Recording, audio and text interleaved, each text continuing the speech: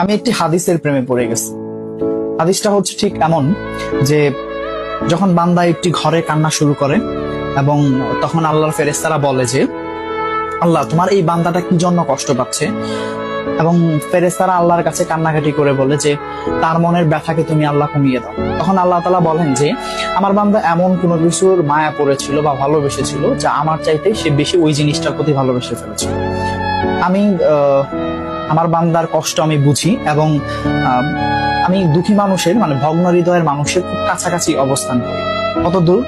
এক হাত দূরে আল্লাহ তাআলা অবস্থান করেন।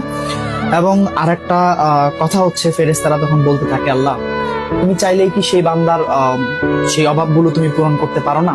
তখন আল্লাহ তাআলা বলেন যে আমি ওয়াদা করতেছি আমার বান্দা যে জিনিসটা তার জীবন থেকে হারিয়েছে তার চাইতে অধিক উত্তম জিনিস আমি তাকে দিব, যা দেখে পৃথিবীর মানুষ বিস্মিত হবে।